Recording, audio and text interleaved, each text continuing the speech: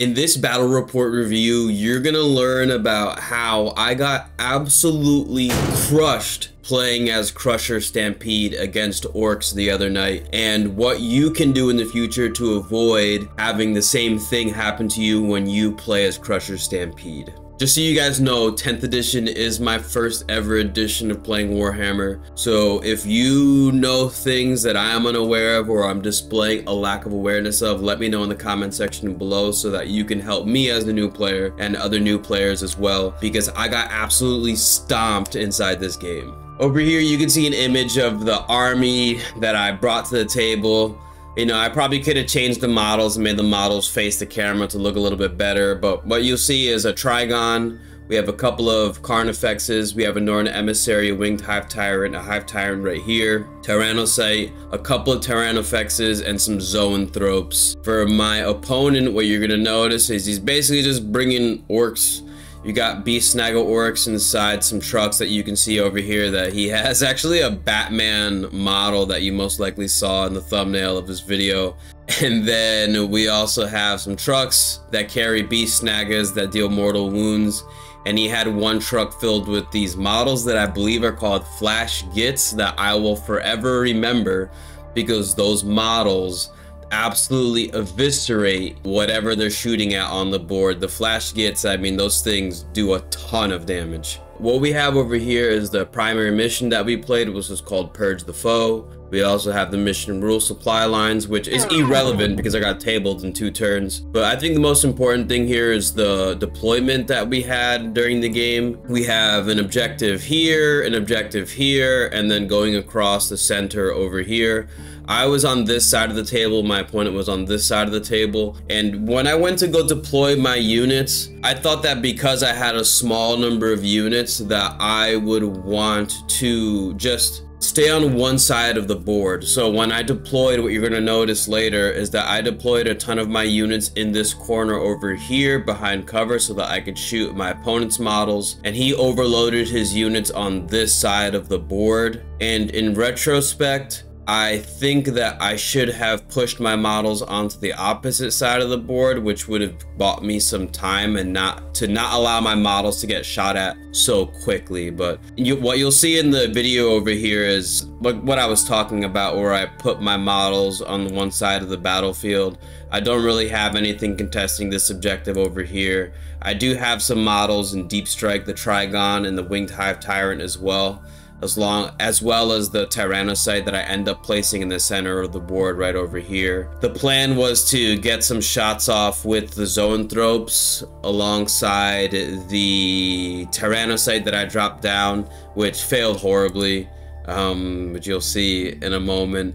And those are my opponent's models and how we placed them going into turn 1. You'll see that he placed a lot of his Beast Snaggers over here. He had 1, 2, and then there's another truck over here, and then another truck over here in this corner over there, which he would use to push towards the center and to push down this line. He was able to take my units out. You know, I never really thought that his units, especially in shooting wise, playing as the Orks, was going to be able to deal as much damage as they did to my units. But I was definitely unpleasantly surprised at what ended up happening. What you're gonna see over here is the Tyrannocyte that I dropped down alongside the Zoanthropes that got absolutely eviscerated. You know, I did have the opportunity to destroy one of the trucks with the Zoanthropes, but when I rolled for damage, I believe their damage is D6 plus 1 or D6 plus 2 for each shot. And when I rolled ones for both. I rolled a lot of ones, long story short. And it just ended up allowing him to push those trucks forward and contesting the center objective where I dropped my Tyrannocyte, which was not... You know, everything kind of fell off from that point, and he ended up pushing his Batmobile into this objective over here where I had not placed any of my models. So that was basically free. And what you notice is that I just pushed these models forward, shooting into some of the models that he had over here. I took out some of his grots. These Flash Gits over here in the corner took out both of my Carnifexes. which was just something that I didn't know that the Orks had the capability to do. And inside this truck over here is still another unit of Beast Snagas that he could use at some point in the future. Long story short, like after turn 1, once he took out both of my Carnifexes over here, the Zoanthropes did absolutely nothing and just got charged and deleted. The game, I think at this point, the game was pretty much already over, because I started to realize that the firepower that I had, he had so many units, and I feel like I just didn't have enough shots to shoot out all the models that he had. And on top of that, the shots that I was landing that were +1 to hit, I was still missing. Like I was still rolling 1s. So even though I'm hitting on 2s, if you're hitting on 2s and you roll 1s, it doesn't matter, you know? So, you know, I think that going into this, you know, because you're getting that +1 to hit, the lesson that I learned was it's not about making the dice rolls better. It's more about just getting more dice rolls in general. Because just because you're hitting on 2s doesn't mean that you're always gonna roll 2, 3, 4, 5, and 6. You know, you could roll a 1 and, you know, like one bad 1 or 2 1s can really just swing the entire game in your opponent's favor,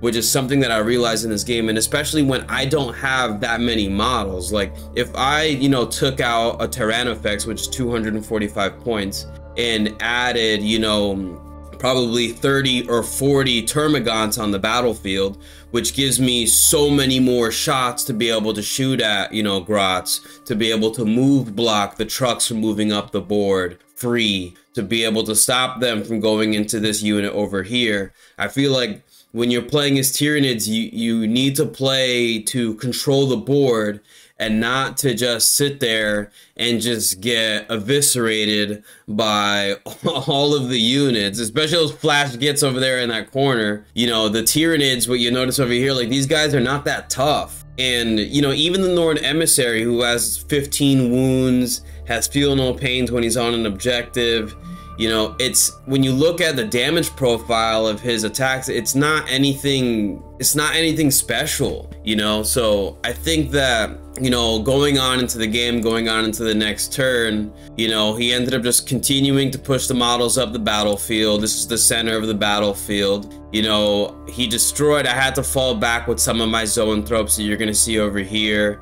He ended up taking out the Tyrannocyte that I had over here in the center that I used to blow up, which destroyed like 2. You have a stratagem that you can activate to automatically deadly demise, so just deal mortal wounds to things. And, you know, that took out 2 units. You know, the most of the damage that I did inside this game was from my units blowing up. You know, I ended up charging into those units, those flash gets over here.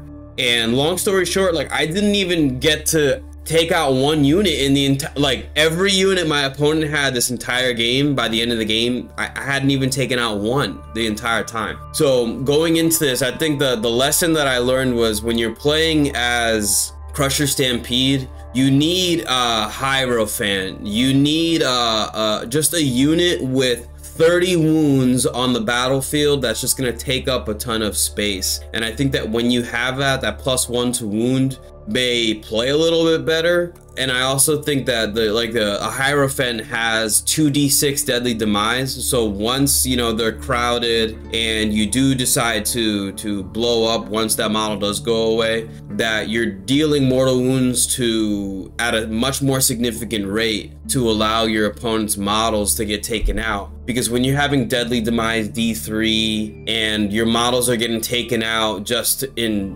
by 1 unit, you know, and not even multiple units have to go through shooting.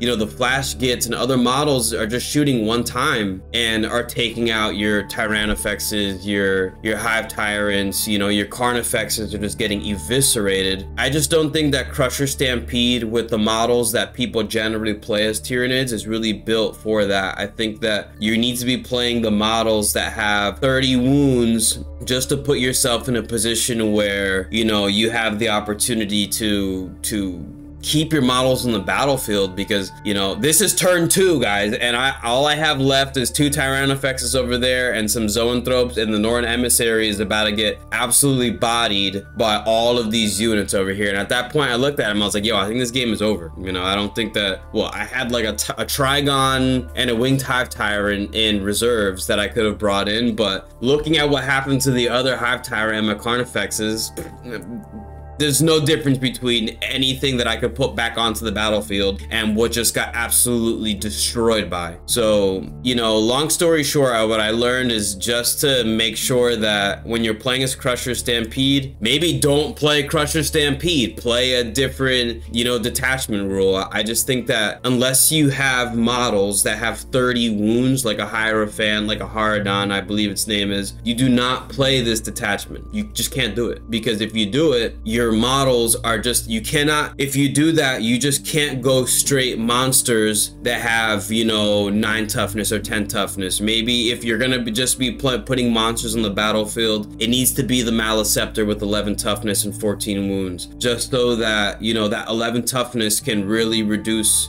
or has the potential to reduce the amount of damage coming in. Because when you have 10 toughness models, 9 toughness models with 10 wounds or 8 wounds, you know, they get taken out by a single unit against the Orks, and the Orks are not even like a shooting army, you know. So long story short, don't play Crusher Stampede, play a different detachment, because this detachment, you know, in the fashion that I picked, you know, was terrible. I think that if I just take the models that I had and played a different detachment rule and had the Termagants, you know, I really learned that the Tyranids are not about destroying your opponent's models. Your Tyranids are about controlling the battlefield and move blocking and using your models to keep your opponent's models from getting where they want onto the battlefield, and allowing that to chip away at your opponent's models and buy time, so that when your Hive Tyrants and your Tyrannofexes and your bigger models move in, your opponent's been whittled down enough where they're not at full strength to just eviscerate your models in one swing, or at least it takes multiple units to take out your monsters,